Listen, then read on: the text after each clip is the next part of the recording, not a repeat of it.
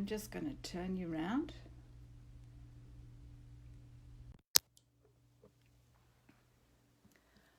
Welcome, welcome, welcome to week 2 of Knitting Knowledge and Pearls of Wisdom. I'm so glad you're joining me again.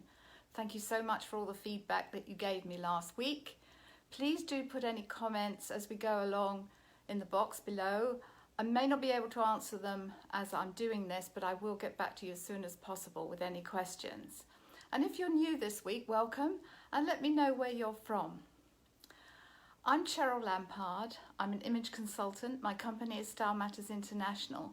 And I have 2 great passions in life, apart from my husband, of course, which are knitting and sewing. And knitting in particular is I find very relaxing and therapeutic. I also used to own a yarn store in Brighton, England called Yommel, which is a Japanese for hair of the sheep. So you see, knitting and yarn have been in my life for a long time. I started this last week because we're all self-isolating and socially distancing ourselves, and I thought it would be fun to share my knitting knowledge with you so that you could too enjoy knitting and start a wonderful hobby. And I can't believe the reaction I got from you. It was wonderful, it's terrific. So thank you all so much. And you gave me great feedback, some of which we'll be coming on to in a moment. So I'm just going to swivel the camera around, so look away if it makes you dizzy, so we can get on to what we're here for. Okay.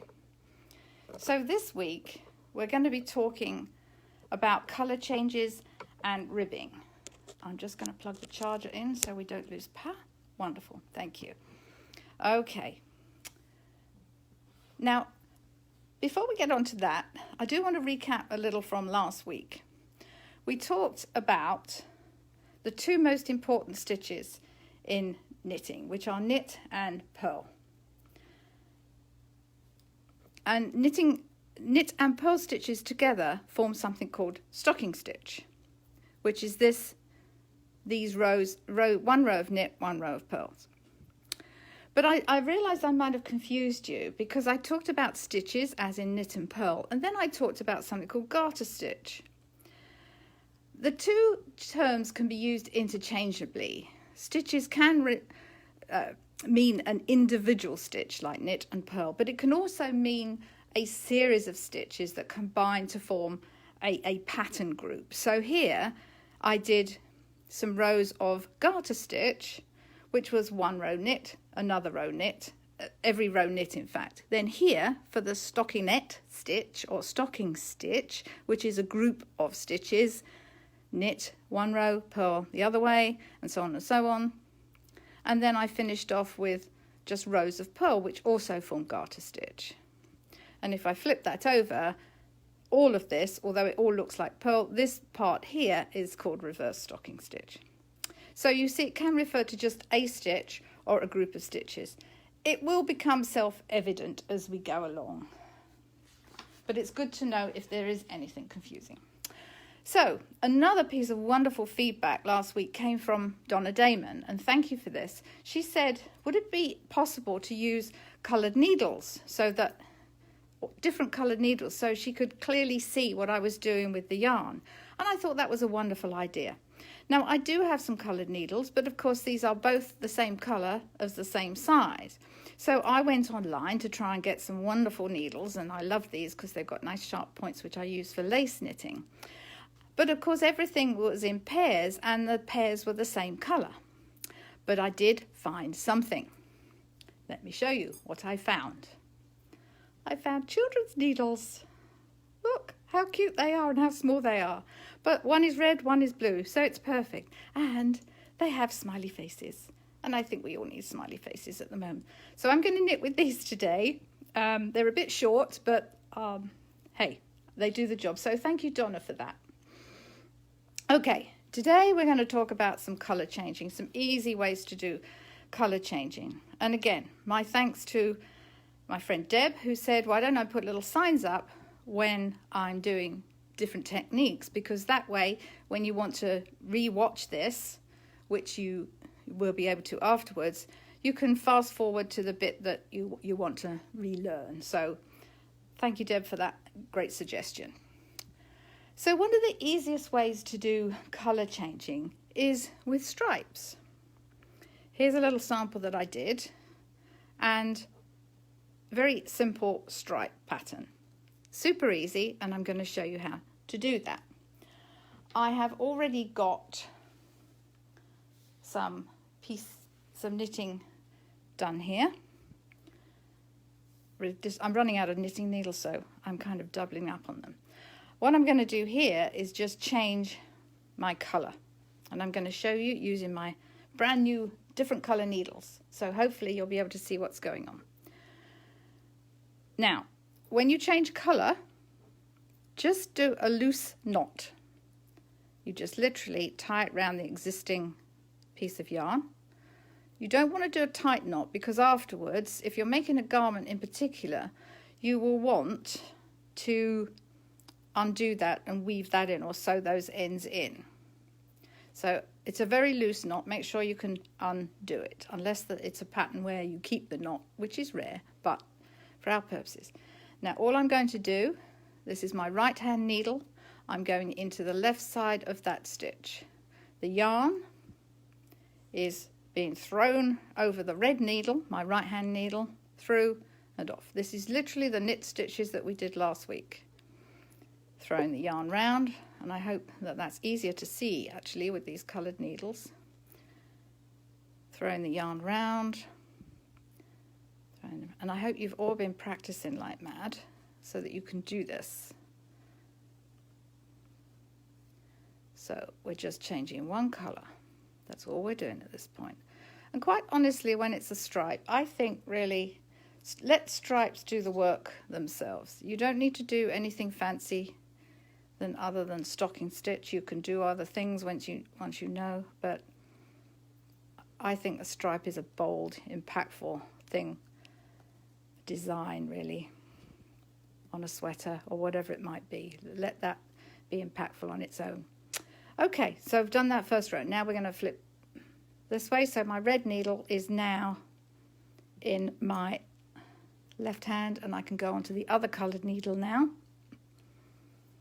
I was running out of needles, so I was putting my samples on what I had. Okay, now we're going to purl this row. I'm only going to do a couple of gosh, can't speak today. A couple of rows. This is a purl row. Now, obviously on the way back, my red needle is in my left hand. I'm going into this part of the stitch.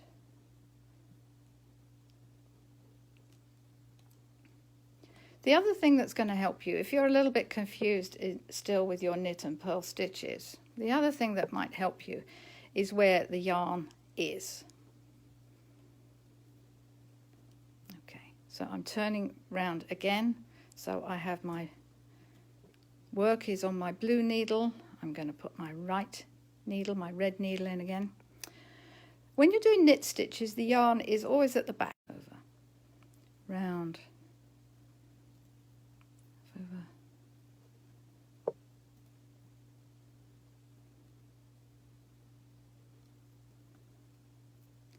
Oh, I see Sandra's there. Deanne, hello. Hope you're enjoying your knitting. Okay. So the yarn is at the back when we're doing the knit stitch, the rows of knitting.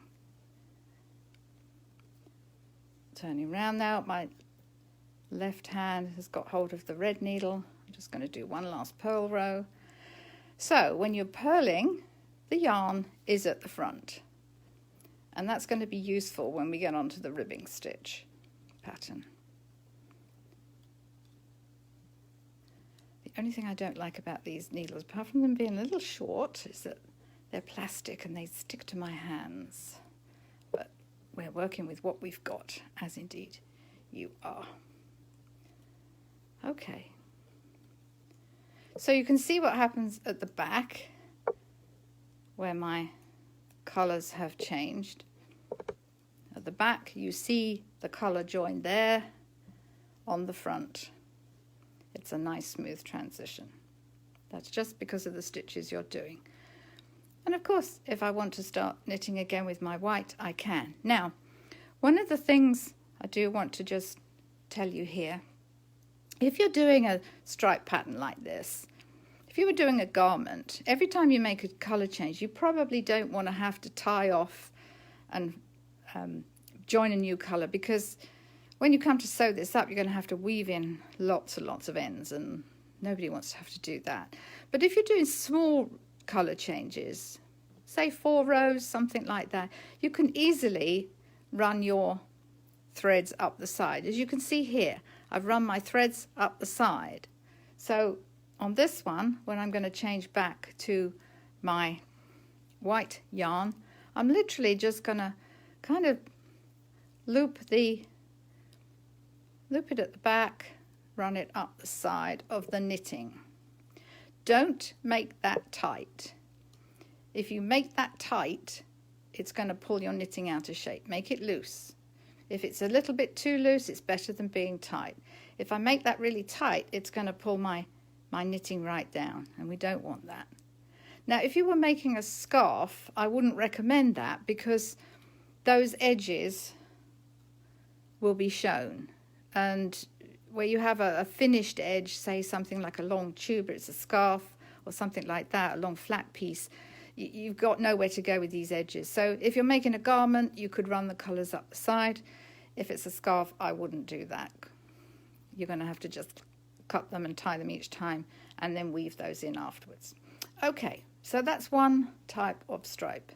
Love a stripe myself. I'm going to show you something else now. And I remember my scissors today, so I'm just going to cut the yarn that I was using there. Okay, so here's another way to create a stripy pattern. Again, we're still just using knit and purl, but can you see, with the nice thing about this, you've got kind of a nice bit of texture there. And this would be a nice thing on, say, a child's garment, you know, a toddler's sweater, where you haven't got a lot of room to make lots of colour changes. But you could just do a couple of stripes like this, or change the colours all the way through. It would be a fun thing to do. And this is literally just 2 rows of knit. We're not going to do purl on this, it's 2 rows of knit. So if I can grab my other sample, I'll show you exactly what we're doing there. So here's my knitting, and I'm going to just join my existing yarn with a loose knot here, and I'm going to start to knit. Again, exactly, we're just knitting. On the way back, I'm not going to be doing the purl stitch, I'm just going to be knitting. And you'll see how that effect comes about when I turn round. Sorry, my little sample is curling up, but I hope you can see it.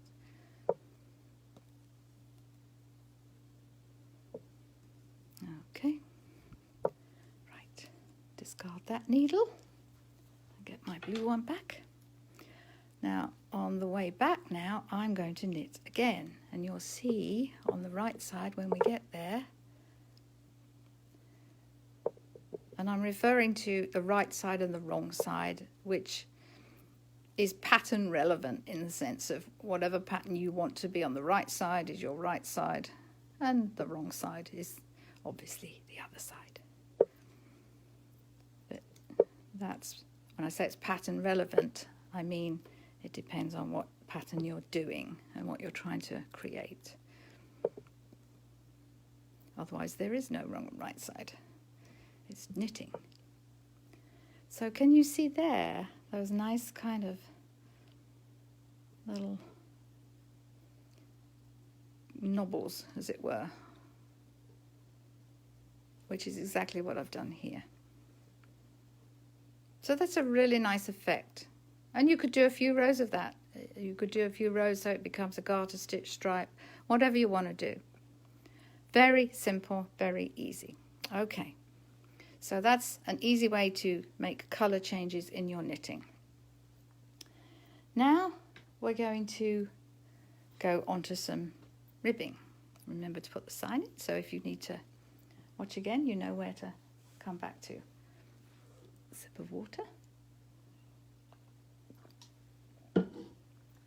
Now, ribbing. Ribbing is a very useful piece of knitting. I've done 2 samples here which I'll show you. You need to use ribbing whenever you want some stretch.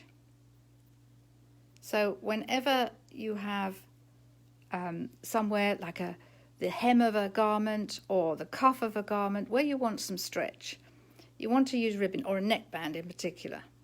You want to use stretch.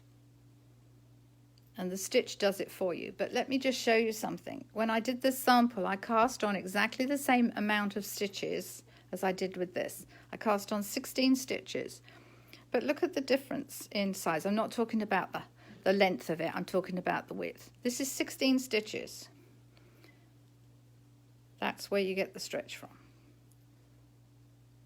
I mean, a knit garment will stretch anyway, but you've got a certain amount of give. But if you want to create something that gives and springs back, then you use your ribbing. So this is 16 stitches, and this one is knit 1, purl 1 rib. Commonly seen. You'll see this on virtually every sweater at some point. This is, again, same thing, if you will, with the size. Pulls out, so you get the stretch. This is knit 2, purl 2 ribbing. And I'm going to show you how to do both. So, again, got 2 pieces here. I'm going to show you knit 1. Oh, actually, before I do that, there's something that you do need to learn, because if you're going to use if you're going to cast on for ribbing, you need a slightly stretchier cast on than the one that we did last week. The one we did last week is fine. It's a basic cast on. And there are many different cast ons depending on the work that you're going to do. A quick flick through one of my books today, I noted that there were at least 30 different cast ons, at least 30. I know probably edge, I'm going to use a really stretchy cast on. This one that I'm going to show you is very simple, and it'll serve you well for a rib. So now, some of you I know last week had a bit of trouble with the slip knot, so here's another way to do it, a very simple way. I did this last week where I wrapped it around my fingers and then just pushed it through, and I'm not doing that very well, but you can see what I'm doing. But if you found that difficult, just wrap it round and pull through. That's all we're doing. However you do your slip knot is up to you, but as long as you get one in the end, that's fine. So again, we've got 1 length of yarn and 2 needles. So the cast on that we did last week was a very simple basic cast on, and this is very similar, but you'll see the difference in just a moment.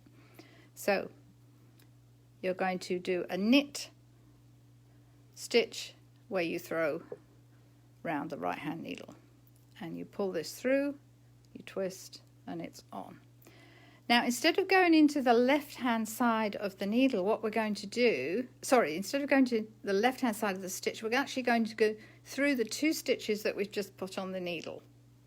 Then we're going to throw the yarn round, pull through, twist, and onto the left needle. I'll show you again. We're going to go between the 2 stitches that we've just done. Round, through, pull, twist. Round, pull through, twist, onto the left hand needle. Round, pull through. And you can use this cast on, it's called a cable cast on. You can use this cast on for lots of things, but it's just a step different from the one we did last week, but still very simple. You just get a little bit more stretch in the edge. There are some really stretchy cast ons for different things, but we'll come to those another time because they're a little bit more complicated. But but this one will serve you well for a lot of things.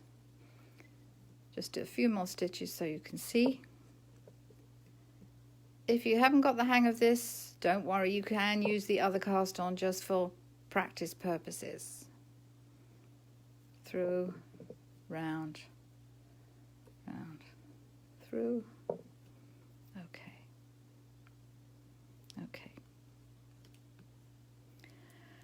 So I've got, let's have 12. Okay, I have 12 stitches. So now I'm going to show you the knit one, purl one rib, which is this one.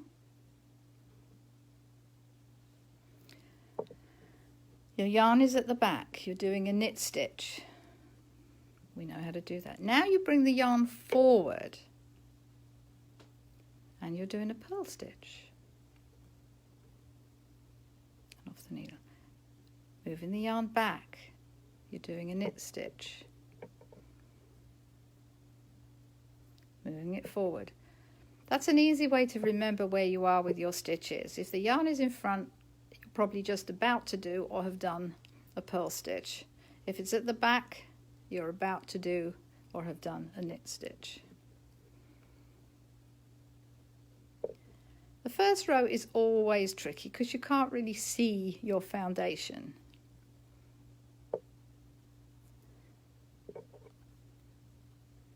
So purl, the yarn is in front, you throw it round.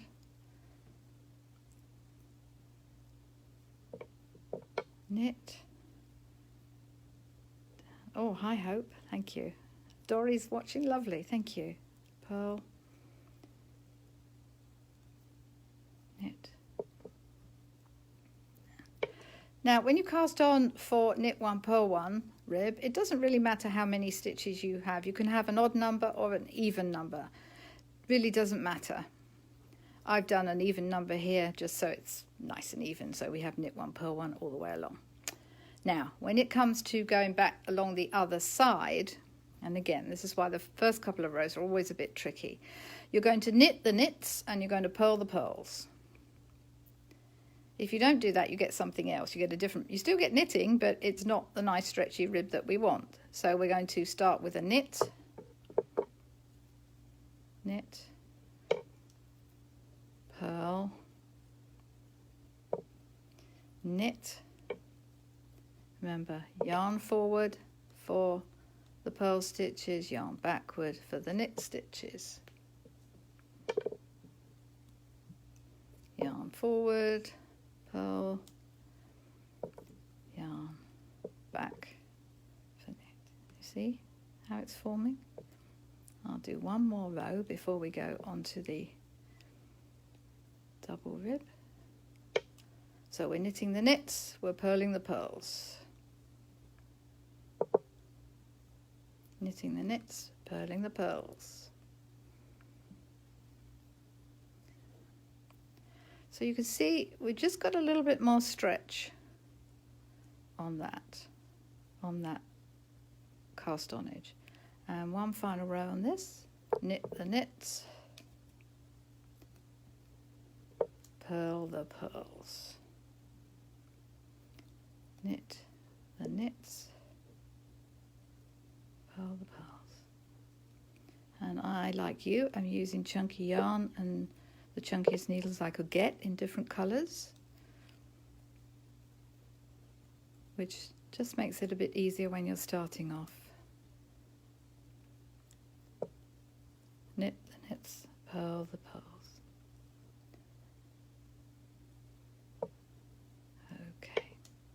And what you'll see is that it's the same both sides. Isn't that a piece of little magic? Knitting magic. So that's all there is to doing a single rib. And then you'll get, this is exactly what I did here. Okay, right, I need to cut this thread. My yarn thread. Yarn. Okay, now I'm going to show you how to do the double rib. I'm going to cast on again my 12 stitches. Now for double rib, it's a different way to do a slip knot again. I would recommend casting on an even number of stitches for your double rib, only because it's just going to make it easier while you're learning. It doesn't, if your pattern calls for an odd number, that's fine, and that can be dealt with. I can show you how to deal with that later, but let's just keep it easy for you. So I'm going to just cast on 12 stitches with this cable cast on. Remember, your yarn is at the back, remember, round, through, you're going through the between the stitches. 4, 5, 6, 7. I'm just going a bit quicker here, but the principle is the same. 4, 8, 9, 10, 11. I think that's 12, 4, 8, 9, 10, 11, 12. Yep, there we go. Now, same thing. It's just the stitches that you already know and hopefully are beginning to love. So we're going to do knit, knit. Then we're going to bring the yarn forward and we're going to go purl, purl. Knit, knit, purl, purl, knit, knit, and you're going to purl the pearls. And you can see very clearly there where you have these little nubs, those are your purl stitches. When you have these nice smooth ones, they're knit stitches. Way. So my right hand needle, knitting the knits. My needles are getting a bit sticky now, or my hands are anyway, purling the pearls. So this gives you a double rib, and whether you use a single or a double rib, it's really up to the pattern or up to you, whichever you like the look of and where the purpose is. If it's round a neckband, it's a tiny neckband because it's a child's one, might be easier to just do the single rib. Really depends what sort of pattern you're doing and what you like the look of, and you can change that. You can change it. If you would prefer a double rib, you can do it. For most cases you can do it.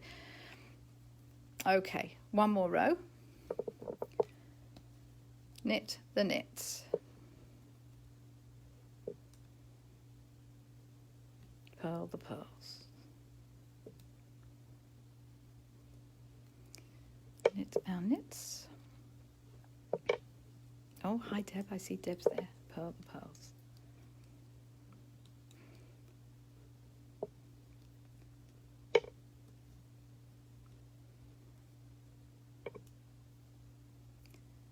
There we go. I'll just finish this row. There we go. And again, you see, you've got your double rib like this one. You're going to get a nice stretchy component piece of knitting there. So when it comes to casting off, this is something you need to know. When you're casting off with a rib, you need to keep that nice stretchiness. So you do a rib cast off, and that's not as horrendous as it might seem. Let's get my red needle so that's in my right hand. So here's what we do. And if you remember what we did last week, it's the same principle, we're just doing it with rib. So your first stitch on the knit one, purl one rib, if you're binding off, you're going to knit your knit, then you're going to purl your purl stitch. Gosh, sorry, got my fingers in a tangle there around the yarn. Now you've got 2 stitches on your right hand needle. You've got 1 knit stitch, 1 purl stitch. You're going to lift the first stitch that was on your needle off and over the purl stitch. Okay, now you're going to knit the knit stitch because that's the next one. Now you've got a purl and a knit stitch on, and then you're going to loop over, pull that first stitch over. Now you're bringing the needle forward to your purl stitch. So it really doesn't matter that what your stitches are on the right hand needle, because all you're doing is passing one stitch over the other. What matters is that you're knitting the knits and purling the pearls with your bind off. Otherwise you won't get a nice stretchy knit. And you've done all that work to get a nice stretchy piece of rib. And then if you bind off too tight with an ordinary straight bind off or a knit bind off, you're not going to get the stretch. And that's particularly important on things like neck bands. Think about a little child, you can't get it over their head. And I'm sure that's happened to us all when we've practiced our knitting. It certainly happened to me. So you want to keep your rib nice and stretchy. And that's what you do. And then I'm going to show you, lastly, how to do it with double rib. Whoops, I caught a thread there, but I split my yarn there. Never mind. Okay, here we go. So that's our cast off for our single rib. You see how nice and stretchy that is still? And I'll show you on the double rib now. Exactly the same, except you're doing 2 knits and 2 purls. 2 knits, knit, knit. So now you've got 2 knit stitches on. Doesn't matter. Your yarn is coming forward. Take your time when you do this, because it is a bit hard at first to remember where you are, what the next stitch is. But again, if your yarn is forward in front of the needle, it's probably a purl stitch that you're about to do or have just done.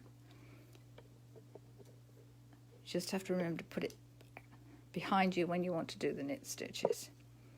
It doesn't matter what the stitches are on your right hand needle, because you're going to pass the first one over the second one. That's done in exactly the same way, so there's no change there. Whoops, nearly got that wrong myself.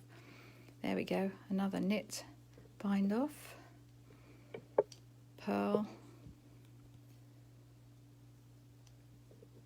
okay, purl again,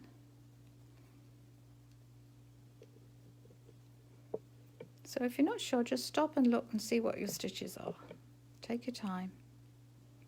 We're not in a race. This is supposed to be therapeutic and de-stressing. And it's not de-stressing and therapeutic if you get into a knot with your knitting.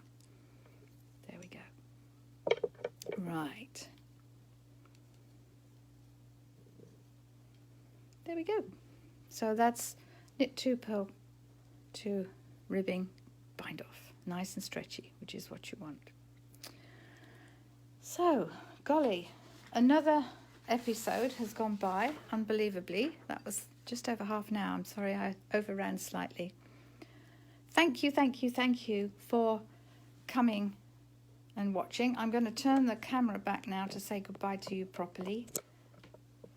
Somebody says I make it look so easy. Pat, it is easy once you know. And honestly, you can go back and watch these videos. They get posted on Facebook after I've done them. It really is easy once you know. Easy for me to say, I know, but I promise you, it's not difficult once you get the hang of it. Okay, let me swivel you around. I just want to say I hope you've enjoyed that. If there's anything that wasn't clear, please just post in the comments and I'll get back to you during the week. My aim is to help you. Please keep Please keep posting your questions, and if you have any problems, I'll be happy to help you. And as you can see, the feedback that you give me is really useful. It's really helpful. It helps me to help you to know what you need and what questions you're asking. So please keep doing that, and feel free to post any pictures of any knitting that you've done, and I'll try and do the same with stuff that I've done either in the past or I'm currently working on. So as I said last week, please don't get tied up in knots. The only knots you need to tie are the ones when you start your knitting with a slip knot, and if you change colour and join yarn, that's for another time. But those are the only knots that you should worry about in knitting. I don't want you to get tied up in knots. It's knitting, it can be sorted. So please, between now and next week, I'll see you next week. between now and next week, please stay safe and well, stay home, keep calm and keep knitting. I'll see you next week. Thank you. Bye for now.